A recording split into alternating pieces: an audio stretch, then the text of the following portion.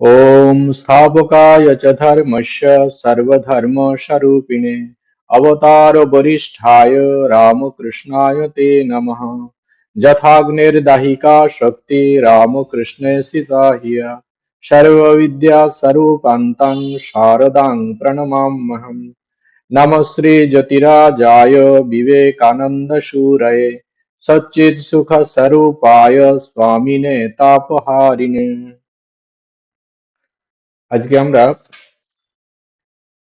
একটি বিষয় আলোচনা করব, সেটি প্রতিকূল পরিস্থিতিতে আমাদের সব থেকে বেশি মানসিক উত্তরণ হয়, গ্রোথ হয় প্রতিকূল প্রতিকূল পরিস্থিতিতে। অনুকূল পরিস্থিতির মধ্যে আমরা যে জীবন কাটাই, অর্থাৎ অনুকূল পরিস্থিতি মানে আমরা যেমন চাই তেমনটি, সেরকম পরিস্থিতির মধ্যে যদি আমরা জীবন কাটাই তাহলে কিন্তু মনের উত্তরণ ঠিক মতো হয় না। মনটি যে স্তরে যাওয়া উচিত, মানসিক উন্নতি যে ধরনের হওয়া উচিত সেই ধরনের হয় না, সেই স্তরে যেতে পারে না। কিন্তু আমরা যদি অ্যাডভার্স সিচুয়েশনের মধ্যে দিয়ে যাই, প্রতিকূল অবস্থার মধ্য দিয়ে, তবেই আমাদের মানসিক উন্নতি অনেক বেশি হয়। তো আমাদের স্বামীজি বলছেন যে we have to adjust with the society, society will not adjust with us. সোসাইটিতে আমরা থাকি, তো প্রত্যেকটা মানুষের মন মানসিকতা আলাদা, সেই কারণে তাদের চাল চলন আলাদা, কথাবার্তার ধরন আলাদা। তো আমাদেরকে তাদের সঙ্গে অ্যাডজাস্ট করে চলতে, সবার সঙ্গে অ্যাডজাস্ট করে চলতে, যদি মানসিক শান্তি আমরা চাই, যদি আমরা মানসিক শান্তি চাই, তাহলে কিন্তু সবার সঙ্গে অ্যাডজাস্ট করে চলতে হবে। এখানে ভুল ঠিকের প্রশ্ন উঠছে না। আমাদের মূল লক্ষ্য হচ্ছে সমস্ত পরিস্থিতিতে আমাদের মনের যে সন্তুলন ভাব, মনটি যেন শান্ত সৌম্য ভাব থাকে। কারণ মনের যদি শান্ত ভাবটি নষ্ট হয়, তাহলে কিন্তু মন কখনোই ঊর্ধ্বমুখী হতে পারবে না। মনের মধ্যে যেন কোনো অবস্থায় বৃত্তি না আসে, এই দিকে লক্ষ্য রাখতে হবে। অশুভ বৃত্তিটাও বৃত্তি, শুভ বৃত্তিটাও বৃত্তি। কোনো অবস্থায় মনের মধ্যে যেন কোনো ঢেউ না ওঠে, এটির দিকে আমাদের সবসময় লক্ষ্য রাখতে হবে। আমরা যখন প্রতিকূল পরিস্থিতির মধ্যে পড়ে যাই, সেটাকে আমরা কি করি? প্রথমে নিজেদের আয়ত্তের মধ্যে আনার চেষ্টা করি। যদি না আয়ত্তে আনতে পারি, আমরা রিয়াক্ট করে ফেলি। কোন কোন সময় আমরা রিভেঞ্জ নেওয়ার প্রতিক্রিয়া হয়। এরকম ধরনের কোনো কিছু আমাকে কিছু বললো, সঙ্গে সঙ্গে আমরা কি করি? ঝড়ঝাঁটি করে ফেলি। প্রতিশোধ নেওয়ার একটা স্পৃহা আমাদের মধ্যে সংস্কারগতভাবে আমাদের মধ্যে কাজ করে। এটি সাধারণ মানুষের লক্ষণ। আমাকে এই বলেছে, সুতরাং আমি দেখে নেব, এটি আমাদের মধ্যে জেগে ওঠে। কিন্তু বেশ কিছু আমরা উদাহরণ দেখবো, একটি উদাহরণ আমরা নেব। আমরা প্রত্যেকেই জানি, তো সেই পরিস্থিতিতে আমরা কি করি। ধরুন আপনি বাড়িতে ঢুকছেন, এমন সময় বাড়ির দরজাতে মাথাতে ধাক্কা লাগলো। এটা প্রায়ই হয়।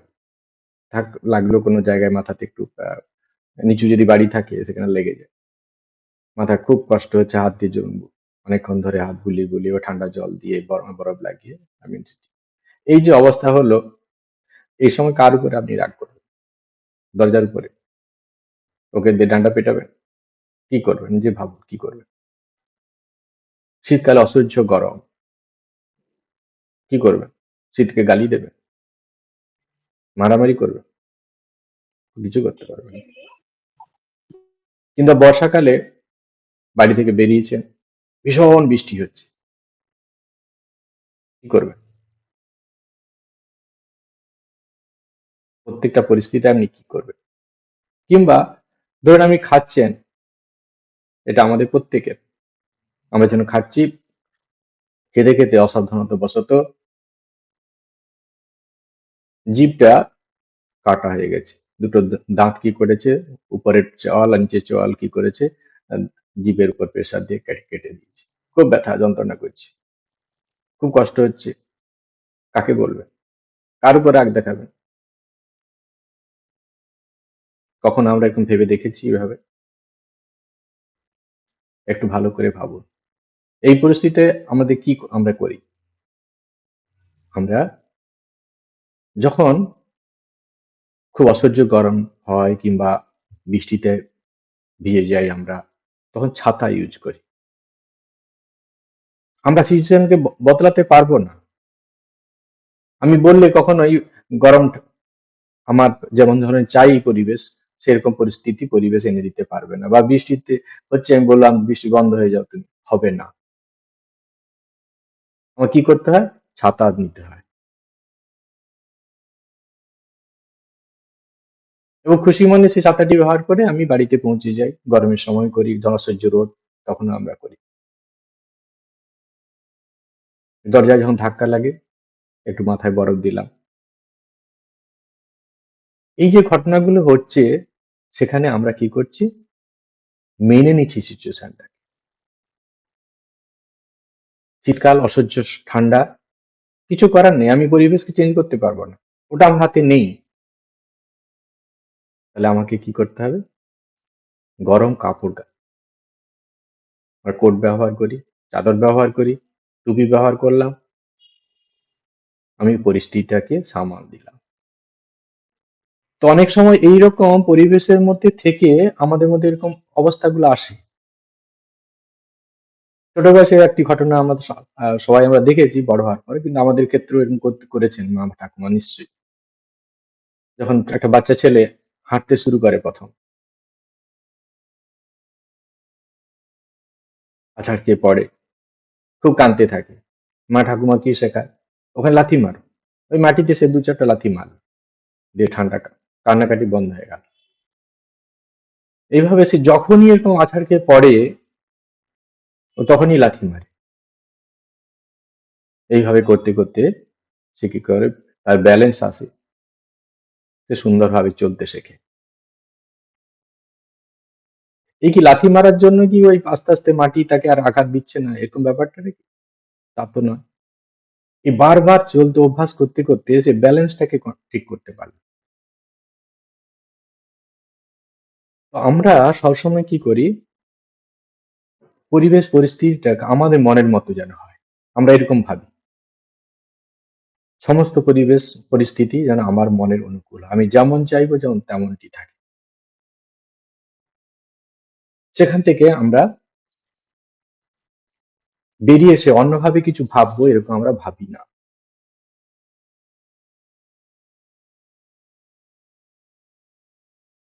কিন্তু আমরা যদি প্রতিকূল পরিস্থিতির মধ্যে থাকি,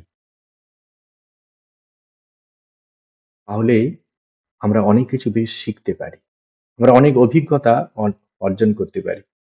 যুগাচার্য স্বামী বিবেকানন্দ বলছেন, experience is the only teacher. তোমার অভিজ্ঞতাই তোমার জীবনে বড় শিক্ষক।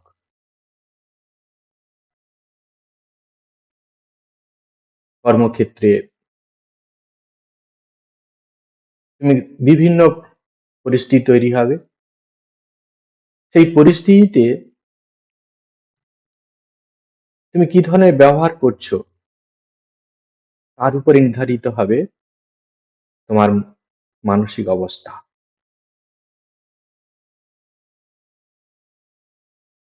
আমরা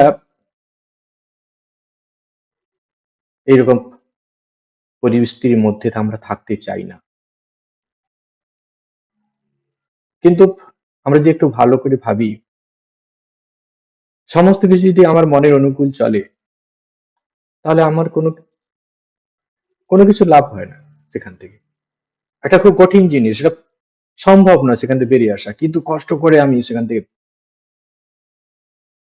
বেরিয়ে এলাম, তার মধ্যেই আনন্দ। একটা অঙ্ক কিছুতেই পারা যাচ্ছে না, খুব কষ্ট, একদিন দুদিন লাগছে, চেষ্টা করছি, আবার মাস্টার সে কোনো সাহায্য নিলাম না, চেষ্টা করতে করতে আমি পেরে গেলাম। কেমন আনন্দ হয়! ভীষণ আনন্দ। সেই আনন্দ বোঝানো যাবে না কেমন আনন্দ। ঠিক তেমনি ভাবে প্রতিকূল পরিস্থিতিতে যখন আমরা পড়ি, সেই পরিস্থিতি থেকে বেরিয়ে আসার রাস্তা খুঁজতে হয়। আর যখন আমরা রাস্তা খুঁজে পেয়ে যাই, সেটি আমাদের মনটিকে আরেকটি অভিজ্ঞতা এনে দেয় এবং সেটি মনটিকে একটা আলাদা জগতে নিয়ে যায়। মনের স্তরের উন্নতি ঘটে।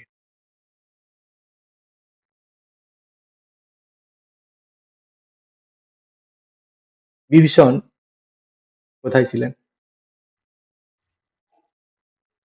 অসুরদের মাঝে। অসুরকুলে তার জন্ম। সেই রকম জায়গাতে থেকে তার জীবনের যে উদ্দেশ্য, আধ্যাত্মিক জীবন থেকে সে কিন্তু এক মুহূর্তের জন্য পিছিয়ে পড়ে। সমস্ত অবস্থায় ধর্মকে আশ্রয় করে, আদর্শকে আশ্রয় করে, নীতিকে আশ্রয় করে তার জীবন কাটিয়েছেন। লঙ্কাতে থাকাকালীন কোনোদিন এরকম অবস্থা হয়নি যে তিনি আদর্শ ভ্রষ্ট হয়েছেন, ধর্মপথ থেকে বিচ্যুত হয়েছেন।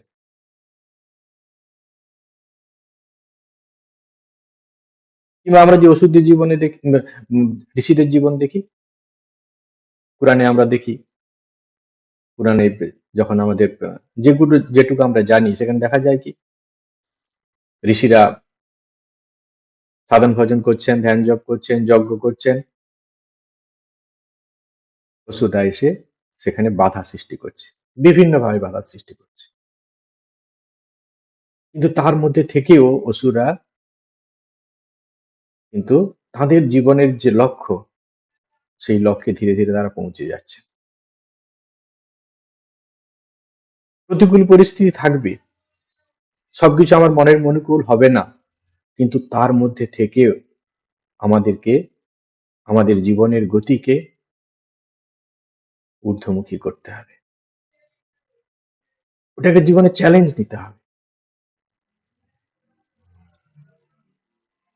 এটা জীবনের একটি চ্যালেঞ্জ নিতে হবে।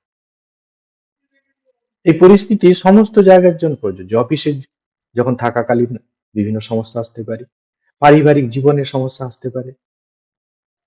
এখন যদি আমি মনে করি যে আমার পরিবারে যত সদস্য আছে সবটাই আমি যেমন চাই তেমন ভাবে থাকবে, তারা তা চলবে, তারা সেরকম ভাবে কথা বলবে, এটা সম্ভব নয়। এটা যদি আমি ভেবে ফেলি, এটা আমার লজিকে ভুল আছে। আমি যদি ভেবে ফেলি অফিসের প্রত্যেকটি মানুষ আমার যেমন চাচ্ছি তেমন ভাবে চলবে, সেটা আমার লজিকে ভুল। কারণ প্রত্যেকটা মানুষের সংস্কার আলাদা। যতই আমরা নীতি নিয়ম করে দেই না কেন, তার সংস্কার কিছুতেই তাকে অ্যালাউ করবে না ঠিক ঠিক পথে চলতে। জনম জন্মের অজ্ঞানতা, জনম জন্মের সংস্কার তাকে বাধ্য করবে তার মনের অনুকূল পথে তাকে চলতে। আমি যেমন আমার মনের অনুকূল পথে চলতে ভালোবাসি, যাদের আচরণ আমার পছন্দ হচ্ছে না তারাও তাদের মনের অনুকূল পথে চলছে, তাদের পছন্দ মতো পথে চলছে। আমিও যেমন আমার পছন্দ মতো পথে চলছি, তারাও তাদের পছন্দ মতো পথে চলছে। আমরা কখনোই এদিকটা ভাবি না। শুধু আমি চাই, আমি আনন্দে থাকতে চাই, আমি যেমন পরিবেশ চাই সেই যখন যেন থাকে সমস্ত কিছু। এটা তো সম্ভব নয়। সাধারণ ভোজন উভয়ের ক্ষেত্রে দেখুন, কেউ হয়তো সাধারণ ভোজন করতে চায়, সে অফিসে হোক বা অন্য জায়গায় হোক, যে বই পড়তে চায়, অফিসে তো সেরকম ধরনের করা সম্ভব না, হয়তো একটু পড়াশোনা করতে চায়, অনেক হাসাহাসি করছে। কারণ সবাই তো ওরকম নয়, তারা তারা ওই পরিবেশে নয়, সুতরাং তাদের কাছে এগুলো হাস্যস্কর। আমি তো রিয়েক্ট করে কিছু করতে পারবো না, আমাকে অ্যাকসেপ্ট করে নিতে হবে। কিভাবে মেনে নেব? যতটা পারা যায় আমি সিচুয়েশনকে সামাল দেওয়ার চেষ্টা করব, তারই মধ্যে যদি একটু পড়াশোনা করা সম্ভব হয় তাদের হাসিকে উপেক্ষা করে। আর না হলে আমাদেরকে এই ক্রমেই ভাবতে হবে যে তারা ছোট থেকে মা বাবার কাছে সেই রকম সংস্কার পায়নি, বা মা বাবা সেই রকম সংস্কার দিলেও জনম জনমের তার মধ্যে যে অজ্ঞানতা আছে তার পূর্বজন্মের যে সংস্কার, সেই সংস্কার মা বাবা বা গুরুজনদের কাছ থেকে পাওয়া নীতি শিক্ষাকে মেনে নিতে রাজি হয়নি। মা বাবা আমাকে সুশিক্ষা দিয়েছেন, গুরুদেব সুশিক্ষা দিচ্ছেন, মাস্টার স্যারে বলেছেন, বড়রা বলছেন আমাকে এই পথে বাবা চলবে, কিন্তু আমার পূর্বজন্মের সংস্কার সে পথে চলতে আমাকে বাধা দিচ্ছে। আমি চাইলেও পাচ্ছি না, আমি জানি এটা ঠিক,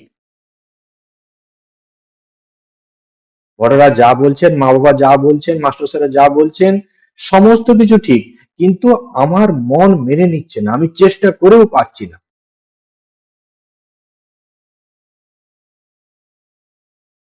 আমাদের যখন এরকম প্রতিকূল পরিবেশ তৈরি হবে, তাদের সম্বন্ধে এইরকম ভাবনা নিয়ে আসতে হবে, পজিটিভ ভাবনা। পেরে উঠছে না, ওরা তো আমাদের মতো সাধন ভোজন করেনি, ওরা তো আমাদের মতো উচ্চ ভালো বই পড়েনি, তারা কি করে তাদের মন তৈরি হবে? অন্যভাবে আমরা ভাবতে পারি, এতদিন ভগবানের নাম করার পরে, এত কিছু সদ্গ্রন্থ পড়ার পরেও আমরা রিয়েক্ট করে ফেলছি। তাহলে ওরা তো কিছুই করেনি, তাহলে ওদের মধ্যে এটা আসা তো স্বাভাবিক। আমরা কি এই দৃষ্টিকোণ থেকে কখনো দেখি? যদি আমরা একবার এই দৃষ্টিকোণ থেকে দেখি, তাহলে আমাদের মধ্যে যে এই যে রিয়েকশন, এই প্রতিক্রিয়াটা এতটা আসবে না। আমাদের পজিটিভ মাইন্ড থেকে ভাবতে হবে সমস্ত কিছু, ওদের কিছু করার নেই,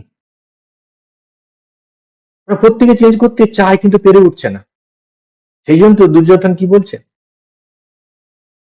যে প্রভু কৃষ্ণকে বলছেন, আমি ধর্ম কি আমি তা ভালো করেই জানি, কিন্তু ধর্মপথে আমার কোন রকম প্রবৃত্তি হচ্ছে না, ধর্মের মার্গ দিয়ে চলবো, আমার প্রবৃত্তি হচ্ছে না। আমি জানি ধর্ম কি, আমি যে ভুল করছি সেটা জানি, কিন্তু আমার ওই পথে চলার প্রবৃত্তি আসছে না আমার। আর অধর্ম কি সেটাও আমি জানি, কিন্তু ওখান থেকে আমি নিবৃত্তি হতে পারছি না, আমি ওখান থেকে নিজের মনকে উইথড্র করতে পারছি না। গুরুকুলে শিক্ষা লাভ করেছে, সমস্ত শিক্ষা, আদর্শের শিক্ষা পেয়েছেন, কিন্তু মনকে বাঁধতে পারে।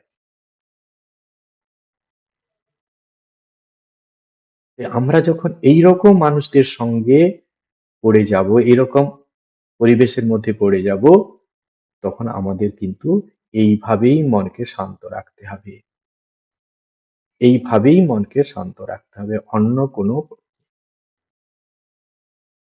আর এই প্রতিকূল পরিস্থিতির মধ্যে আমি আমাকে জাজ করতে পারি, এইরকম প্রতিকূল পরিস্থিতি এলেই আমরা বুঝতে পারি আমি কতটা শান্ত সৌম্য ভাবে থাকতে পেরেছি।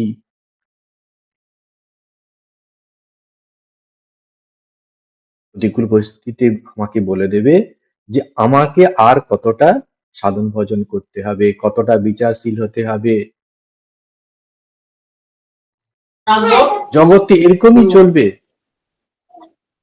জগৎ জগতের মতো চলবে। আমি যদি জগৎকে, আমাকে যদি থাকতে হয়, তাহলে জগতের সঙ্গে তাল মিলিয়ে চলতে হবে। এর মানে এই নয় আমাকে আদর্শ ভ্রষ্ট হতে হবে, আমাকে নীতিভ্রষ্ট হতে হবে, তা নয়। যতটা পারা যায় কম্প্রোমাইজ করে নেওয়া, নিজের চরিত্রকে বিসর্জন দিয়ে নয়, আদর্শ আদর্শ জায়গায় থাকবে, কিন্তু যতটা সম্ভব ততটা যেন আমরা অ্যাডজাস্ট করে নিই, তাতে মানসিক শান্তির যে স্তরটা আগের তুলনায় অনেকটা বেটার হবে।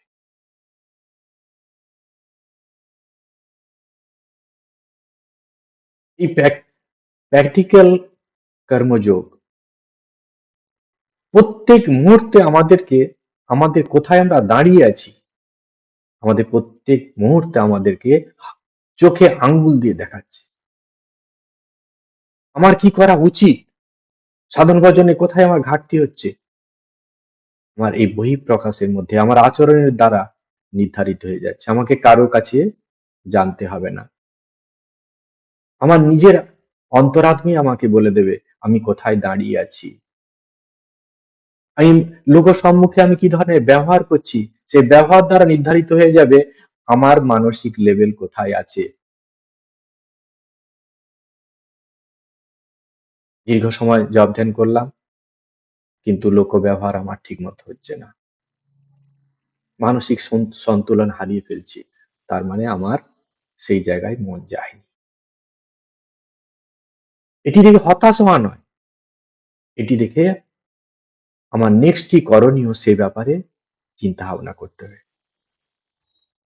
আমার পরবর্তী স্টেপ কি হওয়া উচিত, কিভাবে আমার যে মনের যে এই অবনমন, মনের যে এই যে স্তর, সেখান থেকে আমি কি করে ঊর্ধ্বমুখী করব, সেই দিকেই আমাদেরকে একমাত্র কনসেন্ট্রেট করতে হবে।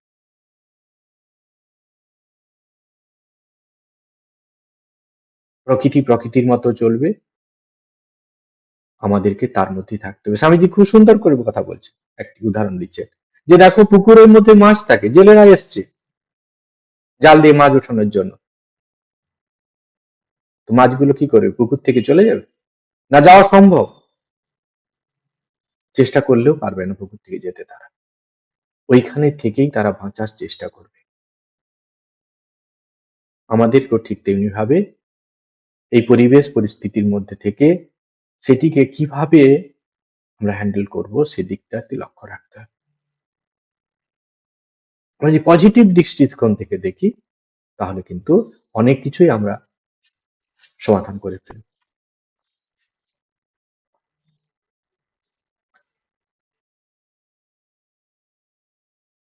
যখন আমরা এইভাবে চিন্তা করব, তখন দেখবে আমাদের মনের গ্রোথ হচ্ছে। আমাদের ওদের জন্য প্রভুর কাছে প্রার্থনা করতে হয় যে প্রভু, ভগবান, ওরা ঠিক মতো শৈশব থেকে নিজের জীবনটা মোল্ড করেনি, সেই কারণে এর জীবনের এই দুর্গতি। আমাদের বন্ধুর মতো ওরা শিক্ষা দিচ্ছে, আদর্শ টিচার হয়ে আমাদের শিক্ষা দিচ্ছে।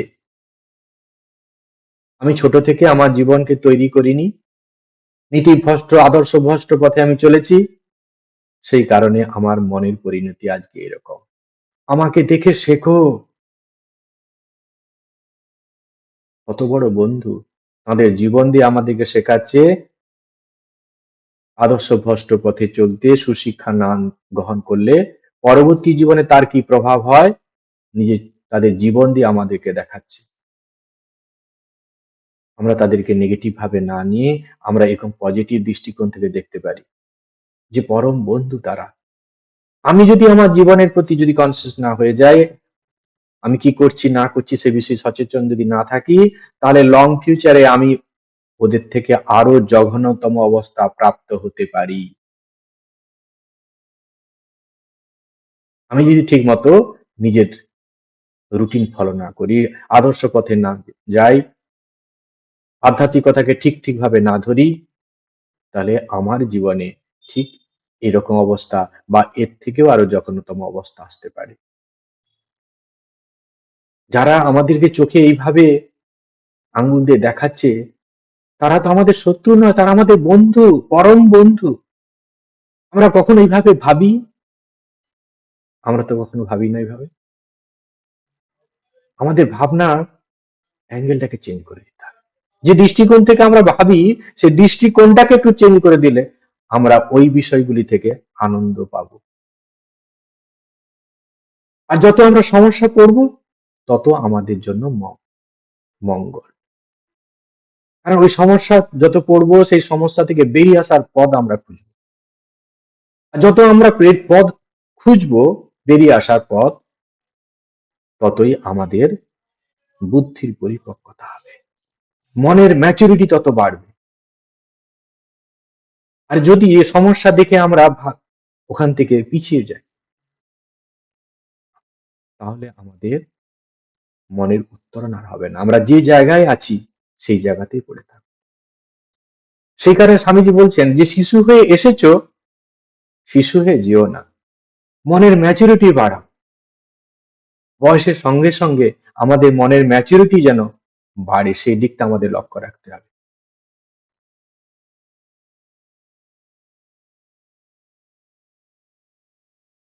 সমস্যা আসা স্বাভাবিক, যে সমস্যাকে চ্যালেঞ্জ নিতে হয়, যে আমি এটাকে ওভারকাম করবই।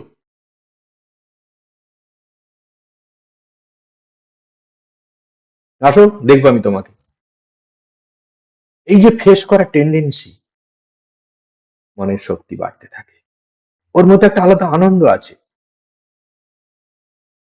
আর কাপুরুষের মতো যদি আমরা ভাগতে থাকি, তাহলে আমাদের মনের উত্তরণ হবে না, আমরা ওখানেই পড়ে থাকবো। যত নতুন সমস্যা আসবে, তত আমরা বুদ্ধি খাটিয়ে সেখান থেকে বেরিয়ে আসার চেষ্টা করব। আর ধীরে ধীরে আমাদের মনটা উত্তরণ করবে। আর আমি যদি মনের অনুকূল, আমি যেমন চাচ্ছি সেরকম পরিবেশ যদি তৈরি হয়ে যায়, তাহলে তো আমার বুদ্ধিটাই খাটছে না। আমি তো বুদ্ধিটা খাটাচ্ছি না যে কিভাবে ওখান থেকে বেরিয়ে আসবো। মুষ্টিমেয় কয়েকটি অঙ্ক করলাম, ব্যাস, ওটা ওটা যদি করতে থাকি, পরীক্ষা পড়লো, নাম্বার পেয়ে গেলাম, কোনো গুরুত্ব নেই। ওই চ্যাপ্টার থেকে বিভিন্ন রকম কঠিন প্রবলেম দিয়েছে, সেটাকে চেষ্টা করছি, হচ্ছে না, আবার চেষ্টা করছি, চেষ্টা করতে করতে বেরিয়ে গেল। একটা এক্সপিরিয়েন্স হয়ে গেল যে ওই চ্যাপ্টার থেকে আমাকে যে ধরনের অঙ্ক আসুক না কেন, আমি ওটা সলভ করতে পারবো, ওটা আমি সলভ করতে পারবো। এইটাই হচ্ছে গ্রোথ। সেই প্রকৃতির মধ্যে থেকে যখন আমরা একটার পর একটা সমস্যাকে সমাধান করার চেষ্টা করব, তত আমাদের কি হবে, মনে গ্রোথ হবে। আর সেই মনের ম্যাচুরিটি দিয়ে আমরা আরো বেটার ভাবে সমস্যাগুলোকে সমাধান করতে পারবো। এই জন্য সমস্যা থেকে ভয় পাওয়া নয়, বরং সমস্যাকে ওয়েলকাম করতে হয়। আসো, আরো আসো, আরো সমস্যা আমার জীবনে আসুক। ভগবান সমস্যা দিয়ে আমাদের মনের ম্যাচুরিটাকে বাড়াতে চাচ্ছেন। ভগবানের কাছে এত প্রার্থনা করছি, তারপরেও আবার বিপদ হচ্ছে। স্বামীজি বলছেন যে, যে ঠাকুরের কাছে প্রার্থনা করছি, প্রভু আজকে আমার জীবনটা যেন আজ সকাল থেকে যেন সুন্দর করে কাটে, আজকে দিনটা যেন ভালোভাবে কাটে, সেই দিনই যত সমস্যা। তারপর এটি বলছেন তিনি, যে যে সমস্যা তিনি ফেলালেন, এই সমস্যা ফেলিয়ে তিনি কি করছেন, আমাদেরকে শিক্ষা দিচ্ছেন কি হয় বেরোতে হবে ওখান থেকে, শেখো তুমি। যেমন ছোট বয়সে মাস্টার একটা অঙ্ক করলাম, ঠিক বুঝতে পারলাম না, বুঝতে পারছো না, ঠিক আছে, আর একটা ওই টাইপের অঙ্ক দিই, তাতেও যেন হচ্ছে না, আবার একটা অঙ্ক দিলেন। এই করে করে করে করে আমি বলেছি, ঠিক আছে, এবার যা দেবেন স্যার আমি করতে পারবো। সেরকম ভগবান আমাদের সামনে এরকম সমস্যা দিয়ে আমাদের ওখান থেকে বেরিয়ে যাওয়ার জন্য তিনি কি করে বেরোতে হবে সেটি শেখাচ্ছে। এই জন্য বারবার সমস্যার মধ্যে ফেলাচ্ছে, যাতে আমরা নিজেই ওখান থেকে বুদ্ধি খাটিয়ে ওখান থেকে বেরিয়ে আসতে পারি, যাতে বুদ্ধি খাটিয়ে আমরা ওখান থেকে বেরিয়ে আসতে পারি। সেই জন্য আমাদের কি করতে হয়, অনেক পরিস্থিতি আসবে, সেগুলোকে ডাইরেক্ট মোকাবিলা করা যায় না, আমাদেরকে অ্যাডজাস্ট করতে হয়। জীবনে যে যত বেশি অ্যাডজাস্ট করতে শিখেছে, সে তত বেশি শান্তিতে থাকতে পেরেছে।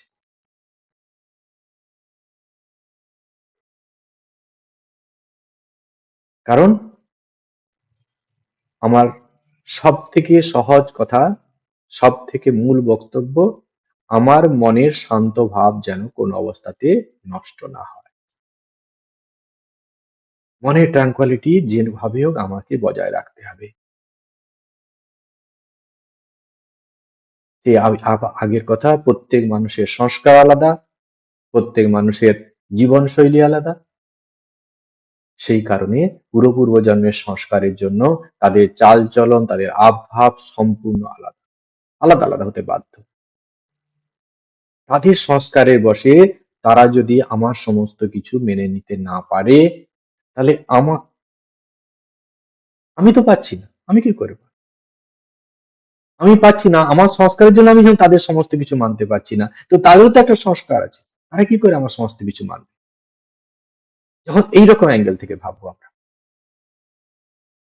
তখন সবকিছু অনেক সহজ হবে।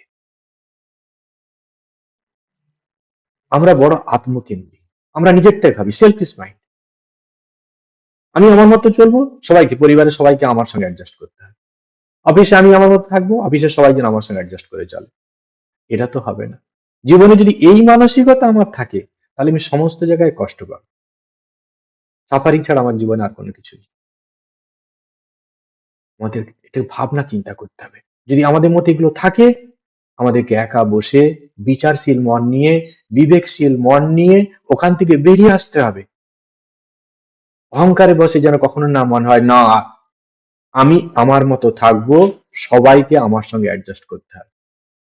তাহলে কিন্তু পারিবারিক অশান্তি হবেই হবে, অফিসে অশান্তি হবেই হবে, সমাজে অশান্তি হবে। যাদের সঙ্গে আমি মিশবো তাদের কাছ থেকে অশান্তি ছাড়া আরো কোনো কিছু নেই।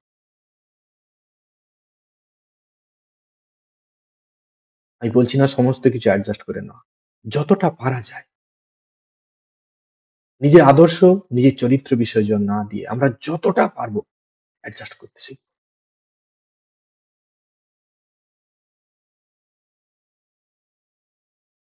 সেই জন্য আমরা কি দেখলাম, যে প্রতিকূল পরিস্থিতির মধ্যে থাকলে আমাদের প্রথম যেটা হয়, আমরা কিছু নতুন শিখতে পারি, নতুন কিছু শিখতে পারি। যত তাতে কি হয়, আমাদের বুদ্ধি খাটাতে পারি, আমরা বুদ্ধি খাটাতে পারি যে না, এখান থেকে আরো কিছু করা যেতে পারে, কিভাবে এটা থেকে বেরোবো, এটা তো সমস্যা আসছে, কিভাবে, হাউ টু কাম আউট, এটা আমরা ভাবতে পারবো। আর কি, মানসিক শক্তি দৃঢ় হয়, বুদ্ধি পরিপক্ক হয়, সৃজনশীলতার ভাব চলে আসে মনের মধ্যে, সৃষ্টিধর্মী ভাব। একই রকম ভাবে জীবন কাটাতে কাটাতে মনের কোনো গ্রোথ হয় না, বন্ধ হয়ে যায়। যখন আমরা নতুন নতুন এরকম সমস্যা আসবে, তখন ব্রেন খাটবে, একই টাইপের অঙ্ক যখন করতে থাকবো, তাহলে দেখুন ব্রেনের গ্রোথ হচ্ছে না, কোনো কিছু নেই, একই রকম, আচ্ছা আচ্ছা এইভাবে করলে হয়ে গেল। কিন্তু একটা নতুন কিছু টাইপের অঙ্ক এলো, তখন কেবল ব্রেনটা খাটাতে হচ্ছে, ব্রেনটা না খাটালে হবে না, ওই একইটা যেভাবে টেকনিক করছিলাম সেই টেকনিকে হবে না, আর বুদ্ধি খাটাতে হবে। এই যে খাটাচ্ছি, তাতে নার্ভ গুলো কি হচ্ছে, সতেজ হয়ে উঠছে, সক্রিয় হয়ে উঠছে, আমরা জড়ো হয়ে যাচ্ছি পরিবেশের মধ্যে থেকে। আমাদেরকে এইভাবে নতুন নতুন চিন্তা করে, যখন সমস্যা আসবে আমাকে বাধ্য হয়ে আমি নিজে থেকে চিন্তা করতে চাই না। সেই কারণে ভগবান আমাদেরকে কি করছেন, প্রভু আমাদের সামনে এরকম সমস্যা দিয়ে, সমস্যার মধ্যে ফেলিয়ে আমাদের মনকে পরিপক্ক করতে চাইছেন।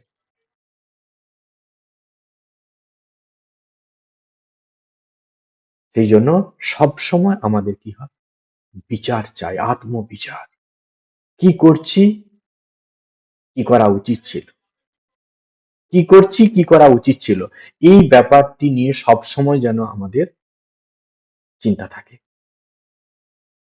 শুধুমাত্র আমরা ধ্যান যোগ করবো ঠিকই, কিন্তু সঙ্গে সঙ্গে বিচার থাকবে। সেখানে যদি জ্ঞানের অঙ্কুশ না থাকে, তাহলে কিন্তু আমরা পদে পদে বিপদে পড়ব, প্রত্যেক ক্ষেত্রে বিপদে পড়ব আমরা। যখন এইরকম বিচার থাকবে আমাদের, তাহলে আমরা দেখব যে আমরা সমস্যা আসছে কিন্তু আমরা বেরিয়ে আসতে পারি। তাহলে আমরা দেখতে পাচ্ছি যে প্রতিকূল পরিস্থিতি আমাদের পরম বন্ধু, কারণ একটি শিক্ষার ঝুলি নিয়ে আমাদের সামনে হাজির হয়, আমাদেরকে নতুন শিক্ষা দেওয়ার জন্য আবির্ভাব হয়, আমাদের মনটিকে ঊর্ধ্বমুখী করার জন্য আবির্ভাব হয়। সেই কারণে প্রতিকূল পরিস্থিতিকে দেখে আমরা যেন ওখান থেকে পিছিয়ে না পড়ি, ওখান থেকে না চলে না যাই, বরং চেষ্টা করব ওখান থেকে কিভাবে বেরিয়ে আসতে পারি। আমরা যে প্রথমে উদাহরণগুলো দেখলাম, প্রত্যেকটা উদাহরণ আমাদের কোনো কিছু নেই, দাঁত কি কম, এই জিভটা একদম অ্যাডজাস্ট করছি বল, একটু অসাবধান হলে কিন্তু দাঁত সেই জিভটাকে কেটে দেবে। তাই আমাদের কি হচ্ছে, অ্যাডজাস্ট করতে শিখতে হয়। আমরা যখন ছাতা যখন বৃষ্টি বর্ষাকাল নিয়ে যাই, তখন কিন্তু আমার কিছু করার থাকে না, আমাদের নিতে হবে, এছাড়া অন্য কোনো উপায় নেই। অফিসে যখন প্রবলেম থাকবে, পরিবারে যখন প্রবলেম আসবে, সমাজ জীবনে যখন বিভিন্ন মানুষের সঙ্গে প্রবলেম আসবে, ভাবতে হবে এরকম একটা অবস্থা,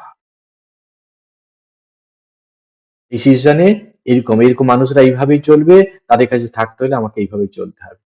যখন আমরা একেবারেই পারবো না, স্থান ত্যাগ করতে হয়।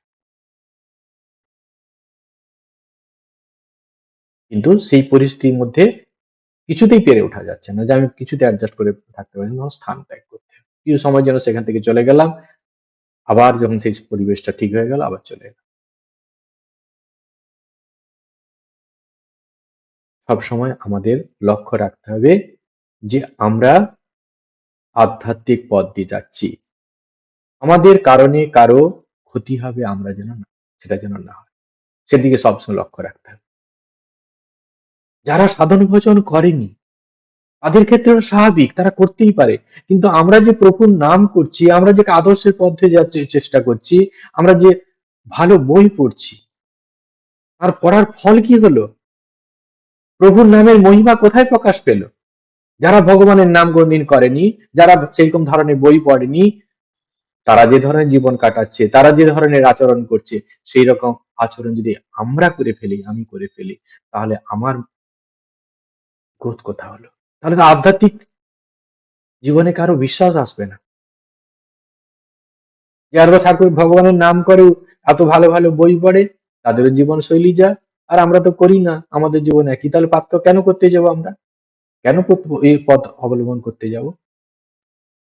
তাই ভগবানের নামের যে শক্তি, সেটিকে কলঙ্কিত না করার জন্য আমরা যেন ঠিক আদর্শকে ফলো করে, ঠিক নীতিযুক্ত পথে, বিচার বিবেকের দ্বারা সমস্ত কিছুকে গ্রহণ করে আমাদের জীবনটিকে সুন্দর করি।